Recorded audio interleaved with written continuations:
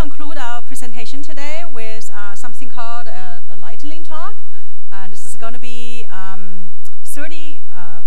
30-second talks, snapshots of all the posters that are going to be back there with 30 different presenters. So what we have done is we put our presentation in this kind of auto mode. The slide will just keep going. Every 30 seconds is going to be the new slide. There's no way that you can delay it. So I don't know how this is going to run either, so I'll just watch, see what happens. Okay. Hello everyone, my name is Zhizhou. My post is about automatic 3D neuron reconstruction, which we call the tree map. And it is a new 3D reconstruction algorithm that is able to automatically trace the neuron based on first trace 2D projections of 3D images, and then reverse mapping and assembling such simple tracing result in 3D using virtual finger technologies. So please stop by my post. I will show more detailed cool stuff. Thank you.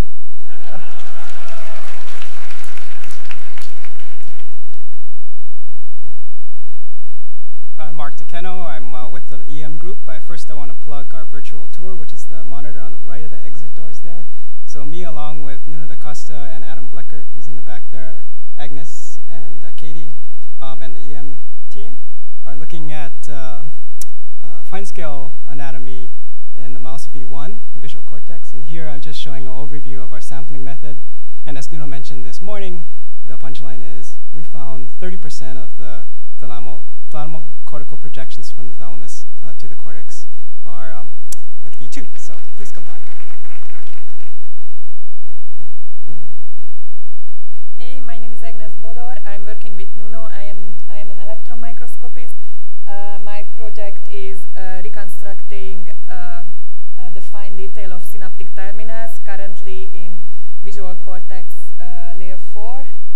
And this project will be very useful when we're doing a large-scale EM reconstruction, since this will be the basis, this catalog of the synaptic terminal morphology will be the basis to analyzing input.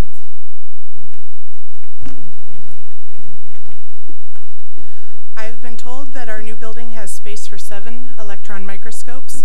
Over the last year, the Allen Institute has employed 16 interns, and Harvard has employed 15 interns in a massive pilot project using data generated at Harvard. If you would like to learn how to identify structures in EM images or learn more about our collaborative project, please stop by poster 1.5.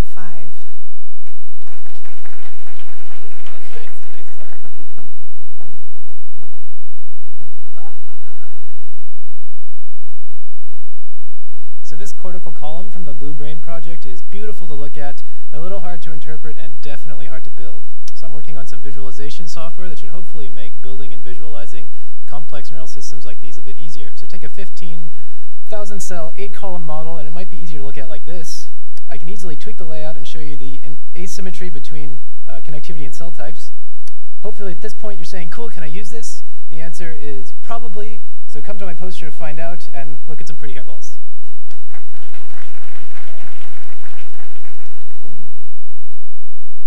Hello everyone, my name is Nicholas Kane. I'm a Psi1 in the Modeling Analysis and Theory group. My poster that I'll be presenting looks at a very coarse resolution model of the computational function of a cortical column. So the model is taken from the literature, originally parameterized by Potshins and Diesman. And what I'll tell you about when you come to my poster is how it exhibits linear and nonlinear behavior, and how it impacts certain models of coding. Currently working with Stefan. So computers and the brains do complicated jobs, and we know the secrets of the computers, transistors, and the Boolean logic gates. In the brain, the neurons are fundamental components. So, and we believe the cortical columns could be intermediate structures like Boolean logic gates. So we are studying their functional roles through computational. Please come and visit poster 8 to find out more. Thank you.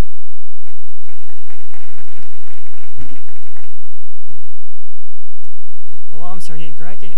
As a part of the team, I undertake computational effort in building biophysical detailed model of the mouse visual circuit. And by physically detailed approach allows us to emulate extracellular fields. And examples of the extracellular recordings shown on the left, and now modeling results on the right.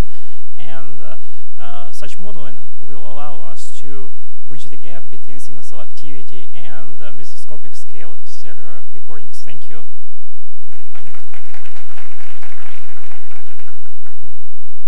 So I'm Corinne. I work on the modeling analysis and theory team, and my research basically involves creating linear models for all of the intracellular electrophysiology data that Jim and Jonathan talked about this morning. So if you come by my poster, I can talk to you about that, or I can talk to you about a method we've been working on to fit extracellular data, so that we're hoping that we can fit linear models to populations of data, say, recorded in behavioral experiments. Thank you.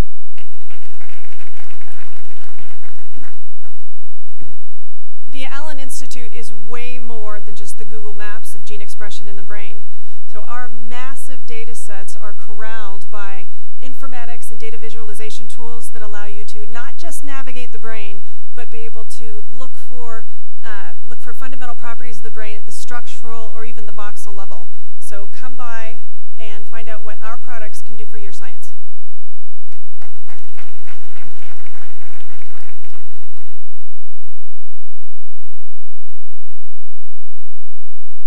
How do you want your research presented? With the Scientific Vignettes project, we want to pair researchers one-on-one with software development engineers to produce custom interactive data visualizations that present your research in the best way. We're rolling out our first one at the end of October. Please stop by poster 12 and have a look, and let's talk about yours.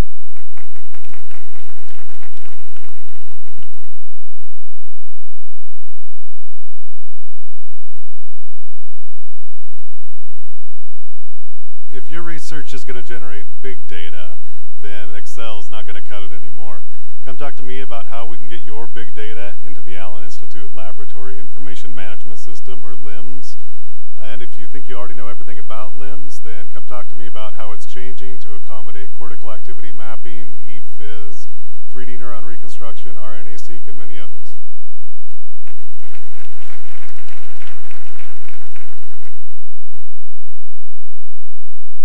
I'm Garrett G. from the Molecular Biology, and I'm going to be presenting on laser capture microdissection. Basically the procedure of how to get from tissue on a slide to robust RNA libraries.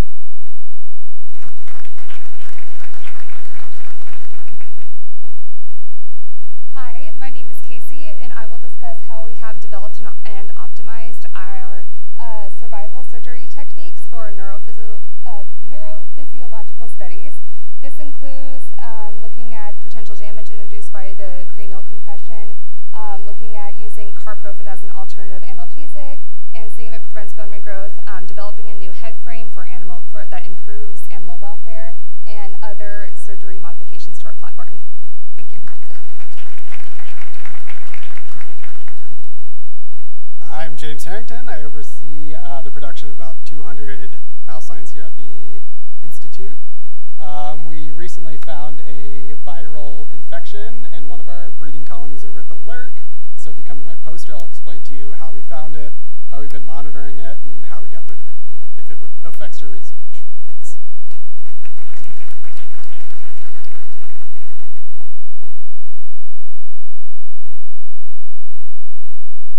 Hi, I'm Jolene Kidney, the manager of Laboratory Animal Services here at the Institute. As you can see, we do a lot of cranial implant surgeries here, and we discovered about 9 months ago in routine perfusions and collections that we were seeing some abnormal brain morphology in these cranial implanted mice. So we collected a lot of data from mice of varying ages with these cranial implants, and then lastly, we also did some histology in cultures on these brains to see what's going on with them. So stop by, learn more. Hi, I'm Tracy. I lead the histology team here at the Institute, and if you're interested in the different stains we do, or the ISH data we've done, a lot of our high throughput histology that we've done in the past, and our new IVSCC pipeline that's just come up this year, which is all of our biocytin staining, stop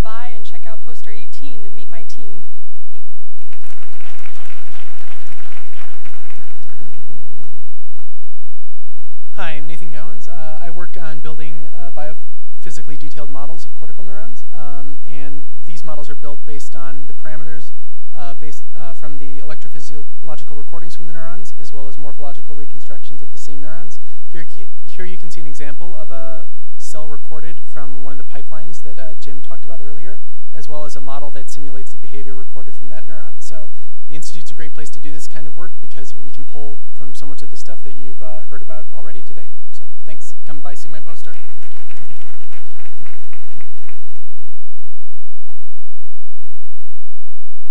Hi, I'm Saiga Desta. I work in the data analysis and annotation team. Please stop by at poster 20, and we'll walk you through the 3D reconstruction process for the mouse in vitro single-cell characterization project. We also have a computer set up where David, Michael, and Kevin will be drawing a neuron, and who knows, we might let you draw some of that too. Thanks.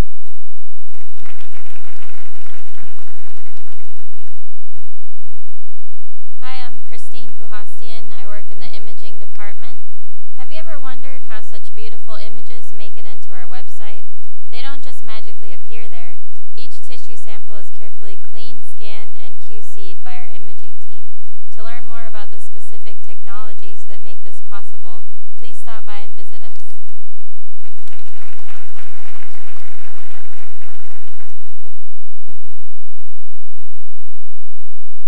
I'm Stacy Sorensen. Come by my poster if you want to learn more about 3D reconstructions of neurons labeled in vivo.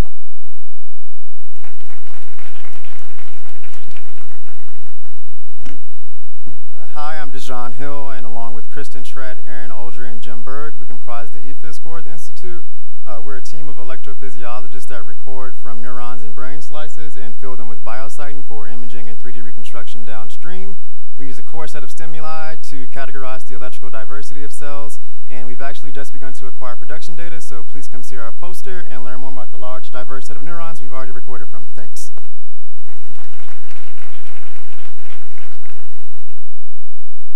My name's Tim Jarsky. Understanding the cell types that make up various neural microcircuits, as well as the transformation that takes place at synapses between these different cell types, is essential to advance our understanding of the brain. Come by poster 24 to learn more about the software and hardware engineering that has allowed us to build a multi-patch electrophysiology rig that allow us to probe these different microcircuits and the connections between them. Thank you.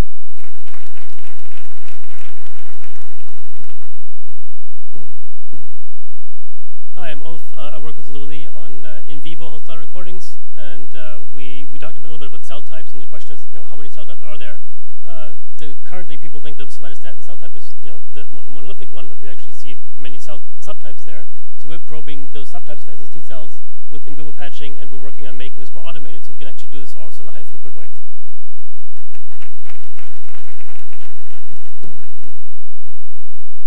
Hi, my name is Adam.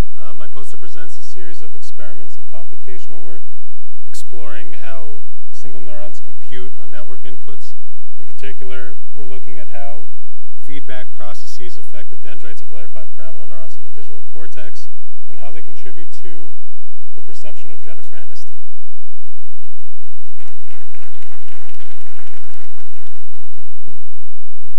Hi, I'm Angie Bongartz with the Human Cell Types Group, and we have embarked on a collaboration with the University of Washington and Group Health Research Initiative to look at the long-term effects of mild and moderate brain trauma. For the Institute part, this will be looking at changes in the transcriptome decades after brain trauma. So if you have ever got conked on the head and wondered if that's why your next week was so bad, feel free to stop by and see what we've got in store.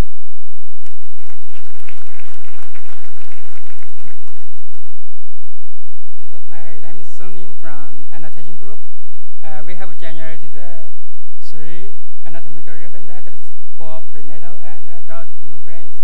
These atlases cover entire brain structures and comprehensively annotated based on cyto, chemo, and genome architecture.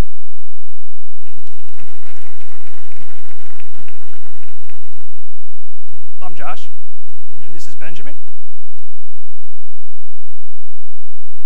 No audio, sorry, go ahead. Welcome to a dynamic showcase of visual media. In the place where science meets art and collaboration runs broad and deep, you'll find us. Here, sketches become technical illustrations, and line drawings become brain structures in a three-dimensional space. This is our world, and you're welcome aboard an interactive tour. See you in studio.